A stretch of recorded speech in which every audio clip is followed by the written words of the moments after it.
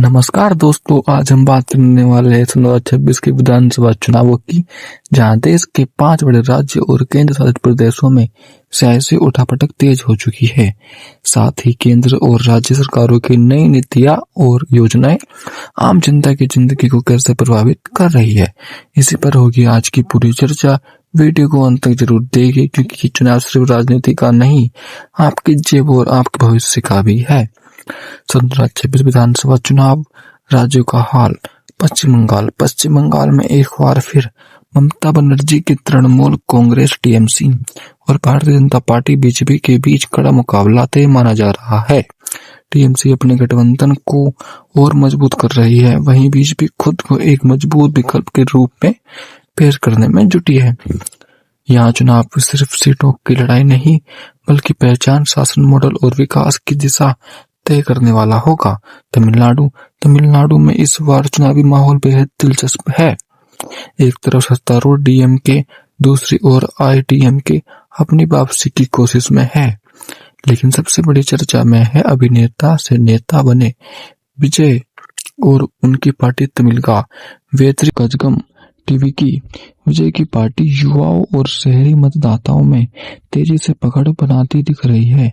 सवाल यही है, क्या तमिलनाडु की पारंपरिक दो दलीय राजनीति को इस बार कोई तीसरा विकल्प चुनौती दे पाएगा? इसका जवाब चुनावी नतीजे देंगे। केरल में हमेशा की तरह वाम लोकतांत्रिक मोर्चा एलडीएफ और संयुक्त लोकतांत्रिक मोर्चा यूडीएफ के बीच सीधी टक्कर देने को मिलेगी।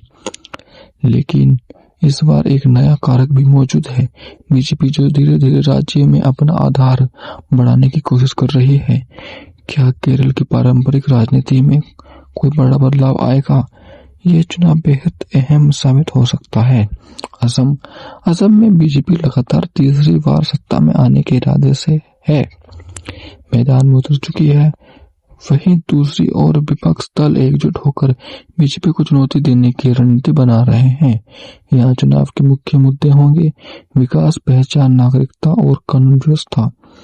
नई नीतियों और योजनाओं का असर, आर्थिक बदलाव और कर राहत। वित्त वर्ष 2025 से 26 के बजट के अनुसार नई कर व्यवस्था में अब 12 लाख रुपए तक की सालाना आय पर कोई आयकर नहीं लगेगा। इससे मध्य वर्ग और वेतनभोगी लोगों को काफी राहत मिली। इसके अलावा 8वें वेतन आयोग की चर्चा तेज हो चुकी है, जिससे सरकारी कर्मचारियों की सैलरी बढ़ने की उम्मीद की जा रही है।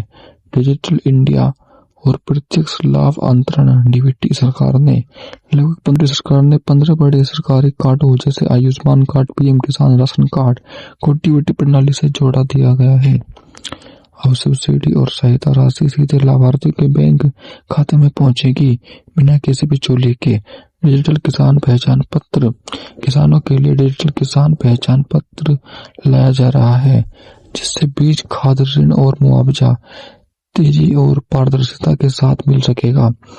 इसे कृषि क्षेत्र में एक बड़ा सुधार माना जा रहा है। स्वास्थ्य और शिक्षा, आयुष्मान भारत योजना का दायरा बढ़ा दिया गया है, जिससे वरिष्ठ नागरिकों और अधिक गरीब परिवारों को निःशुल्क इलाज की सुविधा मिलेगी। युवाओं के लिए पीएम सेतु और कौशल भारत जैसे कार्यक्रम रोजगार से जोड़ने पर जोर दे रहे हैं, ताकि पढ़ाई के बाद सीधे नौकरी मिल सके। आम जनता पर असर, महंगाई की मार। एक तरफ कर में राहत है, लेकिन दूसरी तरफ एलपीजी सिलेंडर के दाम, बस और ट्रेन किराए में बदलाव आम आदमी की जेब पर असर डाल रहे हैं। जीवन को आसान बनाने के लिए डिजिटल पहचान और ई-केवाईसी से सरकारी दफ्तरों के चक्कर कम हुए, लेकिन ग्रामीण इलाकों और बुजुर्गों के लिए डिजिटल सिस्टम समझना अभी भी एक चुनौती बना हुआ है। समापन आउटरो।